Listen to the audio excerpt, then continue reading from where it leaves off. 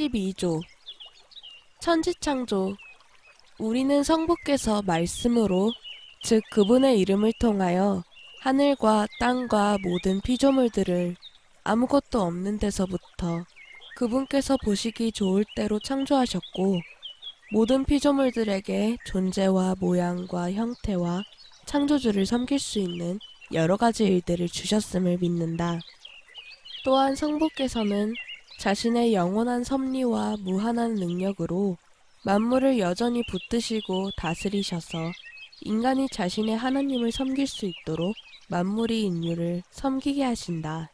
하나님께서는 또한 천사들을 선하게 창조하셔서 하나님의 사자가 되게 하시고 하나님의 택자들을 섬기게 하셨다. 그중 일부는 하나님께서 창조하셨던 탁월한 상태에서 타락하여 영원한 형벌로 떨어졌지만, 나머지는 하나님의 은혜로 인하여 변하지 않고 그들의 원래 상태에 계속 머무르게 되었다. 마귀들과 악령들은 매우 타락하여 교회와 교회의 모든 지체들을 파멸시키려고 지켜보고 있는 살인자들로서 모두를 파괴하려는 그들의 악한 책략들을 통해 하나님과 모든 선한 것들을 자기 힘에 닿는 데까지 반대하는 원수들이 되었다. 따라서 그들은 자기 자신의 악으로 인해 영원한 저주를 선고받았으며 그들이 받을 끔찍한 고통을 날마다 기다리고 있다.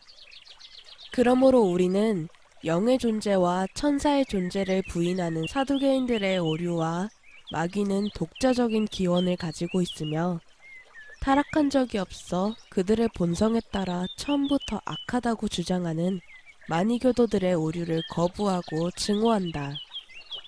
교회는 창조에 대해 노래하며 하나님의 말씀을 찬양합니다. 성부 하나님께서는 어떻게 자신의 아들을 통하여 세상을 창조하셨을까요? 벨직신앙고백서는 성부께서 말씀으로, 즉 그분의 아들을 통하여 하늘과 땅과 모든 피조물들을 아무것도 없는 데서부터 창조하셨다고 말합니다. 무로부터 말입니다. 성경에서 창조라는 단어는 오직 하나님의 일에 대해 언급할 때만 사용됩니다. 히브리어 단어 다바르는 여러 가지 의미를 가지고 있습니다. 주된 의미로는 사물들을 질서 있게 일렬로 배열하려 하는 행위 또는 행동을 말할 때 쓰입니다.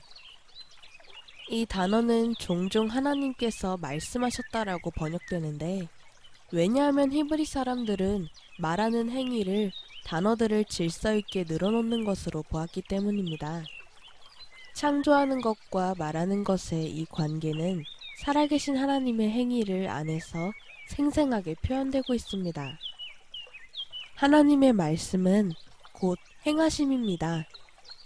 그분이 말씀하시면 생명이 창조됩니다. 너무나 강력합니다. 하나님께서는 만물을 질서대로 놓으셨습니다. 누가 이것을 이해할 수 있겠습니까? 그분께서 말씀하시면 그대로 됩니다. 그분께서 명령하시면 그 일들이 일어납니다.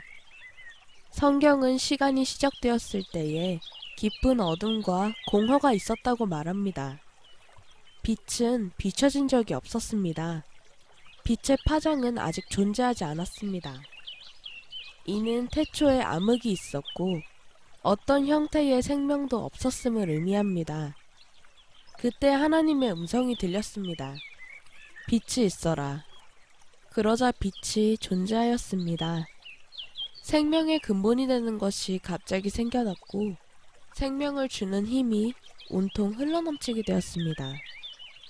하나님께서 뜻하시는 것은 하나님께서 작정하신 대로 정확하게 이루어집니다. 이는 태초에만 일어난 일이 아닙니다. 오늘날에도 동일하게 이 일이 벌어집니다. 하나님의 말씀은 정확히 그분이 원하시는 것을 행합니다. 성경에서도 마찬가지입니다. 말씀은 하나님께서 보내신 대로 행합니다. 성경에서도 하나님의 말씀을 통해 빛을 가져다 주십니다. 하나님께서는 창조 때 하신 일을 오늘날 재창조 가운데 행하고 계십니다. 그분은 재창조하실 때도 동일한 하나님이시며 창조 때 드러내셨던 동일한 사랑을 증명하십니다. 사도 바울은 고린도후서 4장 6절을 통해 이 사실을 아주 아름답게 표현하고 있습니다. 어둠 속에 빛이 비춰라 하고 말씀하신 하나님께서 예수 그리스도의 얼굴에 있는 하나님의 영광을 아는 빛을 우리 마음속에 비추셨다.